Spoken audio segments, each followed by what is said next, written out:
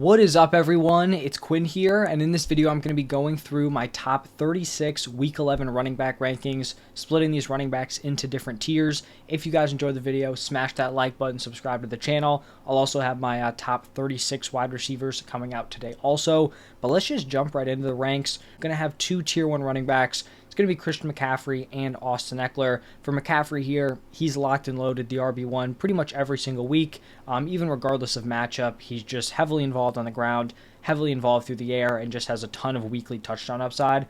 And then for Austin Eckler, maybe not like the locked-in top dog like Christian McCaffrey, but I like his matchup this week. And after like the slow start since returning from injury, he has really picked it up over the past few weeks. So those are the top two. Now looking at my tier 2 options, we're going to have Travis Etienne, Breece Hall, Josh Jacobs, Jahmyr Gibbs, and DeAndre Swift. So starting off with Travis Etienne, coming off a down game against the 49ers, the Jaguars offense as a whole really struggled. And I know he has a tough matchup here against the Titans, but I'm still definitely willing to play him here. The Titans' run defense hasn't been as locked down as it's been in previous seasons, and Etienne also has some receiving upside week to week. For Breece Hall, at least from what I've seen in like my comment section, it seems like there's some sort of negativity towards Breece Hall, and I don't really understand it. He's had 5 games where he's operating as the clear-cut RB1. His worst game is 10 PPR points, and he has multiple 20-plus PPR point games. I think he's a very strong option moving forward.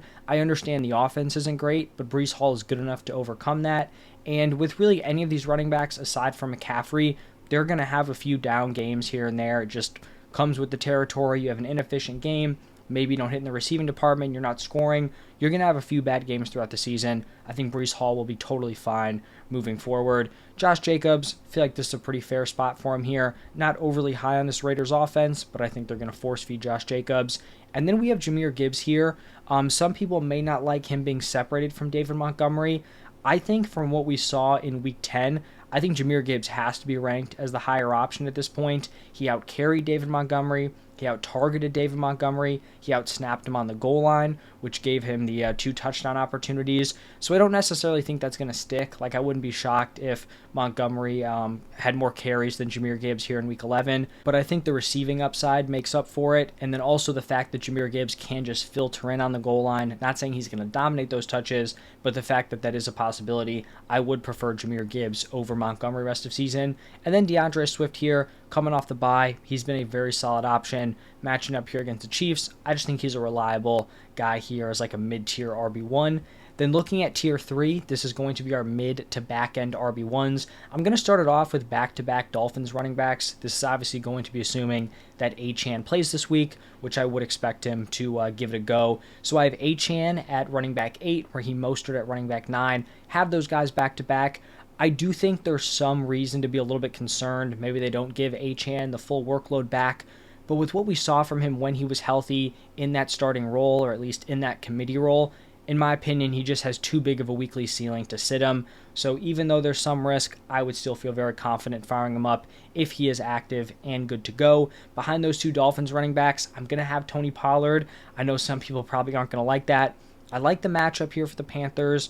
They have not been great at stopping opposing fantasy running backs, and I'm not jumping off the I don't even know if I'm on the Tony Pollard bandwagon, but I'm not totally fading away from him. I understand that production has been rough, but his workload has been fine. This Cowboys offense has been solid. I think he's going to see some positive touchdown regression moving forward, and I think this could be the game he gets it done here against the Carolina Panthers. Then we have David Montgomery, mentioned Jahmyr Gibbs. I still think Montgomery has a very, very valuable role in this offense. I do think Gibbs looks like the better option, but Montgomery is still going to have a solid workload on the ground. He's going to have some touchdown upside in this offense, and I do think the Lions probably are going to be able to put up a lot of points here against the Bears, and I do just think it speaks to both these running backs' ability and this Lions offense as a whole that I have 2 guys in the same backfield in the top 12, and also same thing with Dolphins, both those guys locked in there. You're not going to see that every year with 2 different duos at the running back room locked in as like RB1s in certain weeks. And then the final running back in tier 3 is going to be Saquon Barkley. Obviously, the offensive situation is not ideal. I do think this is a better matchup here against the Commanders than what we saw last week against the Cowboys. It's definitely possible that Saquon's upside is a little bit capped rest of season, but I still think they're going to force feed him the ball. he's going to get a lot of valuable opportunities, and he is just still a very, very talented running back. Now, moving on to tier 4, these are going to be your high-end running back 2s to your mid-tier running back 2s. We're going to start it off with Aaron Jones. I know he had the down game in week 10, kind of looked like he was back in week 9, but his week 10 workload was still solid, so I am optimistic about him moving forward, and I like the matchup here against the Chargers, so I think he's a solid play as a high-end running back 2. Then we're going to have Joe Mixon. Definitely not a great matchup, but this Bengals offense is still strong. Joe Mixon has a very locked-in role. He's finally started to consistently get into the end zone over the past few weeks, has some receiving upside, so I still think he's a solid running back 2 play, even in a bad matchup. Then we're going to have Derrick Henry. Henry's had some solid games. He's also had some very, very low floor games. Kind of just comes with the territory. Really not a bad matchup here against the Jaguars, but I do think this Titans offense seems to have stalled a little bit, right? It seemed like there was a lot of optimism with Will Levis coming in, balling out in his debut as the starter. Since then, the offense hasn't been great, and that was just my concern with Derrick Henry. A few weeks ago, like before Levis took over, there may not be a ton of touchdown opportunities. If this team as a whole is trailing, they can kind of start to pivot to Tajay Spears, which is obviously going to hurt Derrick Henry. So I think he's more of a running back 2, but not necessarily the running back 1 that you drafted him as. Then we're going to have Kenneth Walker, kind of in this weird spot with Kenneth Walker where week to week I feel like he could be a really strong option, or there's also the possibility that Charbonnet cuts into a massive amount of his touches. I do think in this specific matchup, I wouldn't expect the Seahawks to be trailing badly where we just get like a full-on Charbonnet game. So I still think Walker's solid, but Charbonnet's definitely working his way into that backfield. The Seahawks clearly like him. Definitely something to kind of keep an eye on. And then 2 more guys in this tier, Brian Robinson and Javonte Williams. I like the matchup here for Brian Robinson against the Giants. I would expect the Commanders to go up early. That game script is going to favor Brian Robinson. And then Javonte Williams really kind of starting to break out in the second half of the season.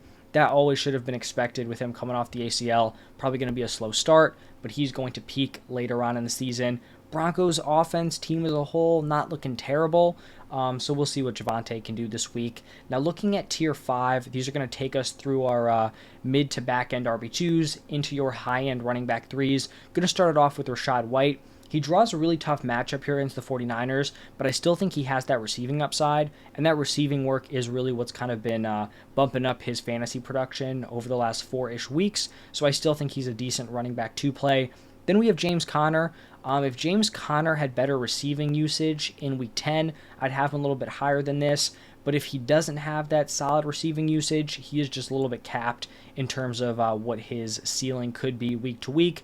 Next is going to be Devin Singletary. This is obviously going to be assuming that Dameon Pierce does not play. If Pierce does play, then both those guys are probably like tier 6, tier 7 guys, somewhere in there. But in the past couple of weeks with no Dameon Pierce, Devin Singletary has taken on a very, very solid role, and it's a nice matchup here against the Cardinals. So that's why I have him as my running back 21. Then we're going to go with Jerome Ford. Even though he's in a split with Kareem Hunt, I still think he has the much more valuable part of that committee, way more involved as a pass catcher, and also just consistently leading that backfield in terms of opportunities. Definitely takes a little bit of a hit with Deshaun Watson not being able to play out for the season, but it could also just lead to them relying on the run more and more opportunities for these Browns running backs. Then we're going to have Isaiah Pacheco. He's definitely going to be a little bit hurt by the matchup here. Very, very tough matchup here against the Eagles, but I still think he has some touchdown value and has been a little bit more involved as a pass catcher than maybe we expected heading into the season. After Pacheco is going to be Ty Chandler.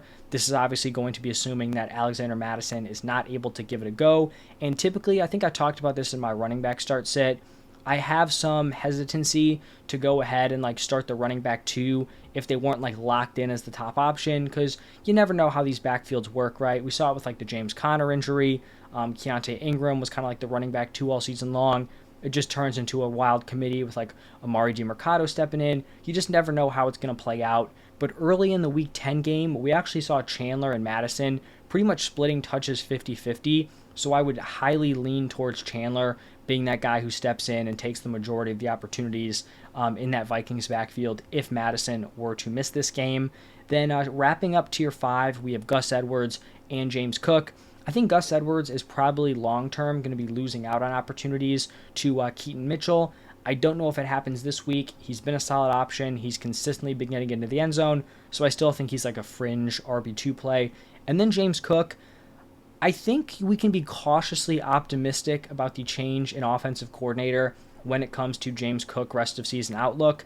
I think he probably most would agree he was seemingly underutilized, maybe even misutilized when it came to not being super involved as a pass catcher. So maybe the shakeup with the offensive coordinator leads to a better role for James Cook, or maybe he ends up slipping. Obviously, he had the fumbles in the game on, what was that, Monday night, Sunday night, whenever it was. So not great for James Cook. Maybe there's some upside, but this is where I have him settled in at this point. The lack of red zone usage is definitely concerning, and if he can't pick up the receiving work, then we're really not in a great spot with James Cook. The next tier is going to be tier 6, and we're going to start it off with back-to-back Steelers running backs. So Jaylen Warren as my running back 27, Najee Harris as my running back 28. Now I know the reports going around about Jaylen Warren now being listed as the starter, and I understand why people are somewhat optimistic about that. This is my take. Let me know what you guys think about it.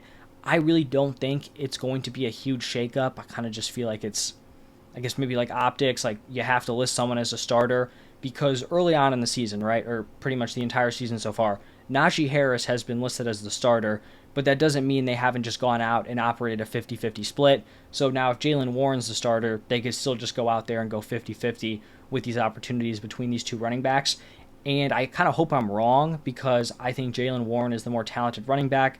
I think he's the better player. He's way more explosive. I think he has way more fantasy upside.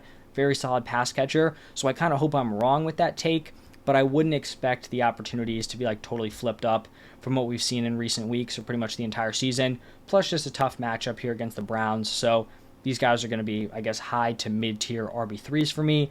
And then the other two running backs in this tier, Darrell Henderson and Chuba Hubbard. For Henderson, he's probably going to be in a split here. Kyren Williams missing at least one more week, but I do expect him to lead that split. That's what we saw prior to the Rams bye week. And then Chuba Hubbard, I would expect him to lead this Panthers backfield, but it's also just a really tough matchup here against the Cowboys. There's also just the possibility that the Panthers really can't do anything against this defense, and it's kind of just empty volume coming from Chuba Hubbard. And then shifting into the final tier, tier 7, we're going to go Zach Charbonnet, A.J. Dillon, Khalil Herbert, Kareem Hunt, Keaton Mitchell, and Deonta Foreman. So for Zach Charbonnet, like I kind of talked about with Kenneth Walker, you never really know what his weekly role is going to be. I think he's much better as like a stash. Maybe he breaks out in a few weeks. Wouldn't feel super comfortable playing him this week. Then we're going to go with A.J. Dillon. I like the matchup, and even with Aaron Jones kind of having an increased workload, he has still been somewhat involved. So if you're super desperate, I could see you plugging in A.J. Dillon. We're going to have two of these Bears running backs, Khalil Herbert and Deonta Foreman. I will say that if Herbert is not able to play, then Foreman would probably be more in like the tier 5 area. I think that's probably fair for him. But we saw Khalil Herbert practice before their Thursday night game like a week and a half ago, or I guess a week ago at this point. So I would expect him to be able to give it a go on Sunday. But like I said, if he can't, Deonta Foreman definitely gets a bump. And I'd expect Khalil Herbert to probably regain the RB1 role. It's probably going to be somewhat of a split, but he was the RB1 when he went down. So that's kind of the lean I have on this Bears backfield. And then the two other running backs, Kareem Hunt, Keaton Mitchell. For Hunt, just the running back 2 here for the Browns. He'll still probably have a somewhat okay workload, but I do think Ford's the better option. And then Keaton Mitchell, another one of these players, kind of like I talked about with Jaylen Warren. I am rooting for Keaton Mitchell to get more touches. He's not someone I feel comfortable playing this week because I just can't play someone who had 5 opportunities the week before, and it's not like there's an injury ahead of him. So that's why I have him here as my running back 35. But if he goes out there and is in like a 50-50 split with Gus Edwards, I will be very, very happy about Keaton Mitchell moving forward. I just think he's the more kind of like fun, explosive option for fantasy compared to Gus Edwards. But that is going to wrap it up for my top 36 running backs. Hopefully this helps you set your running back lineup. Thank you all for tuning in, stopping by, and I will see you in the next one.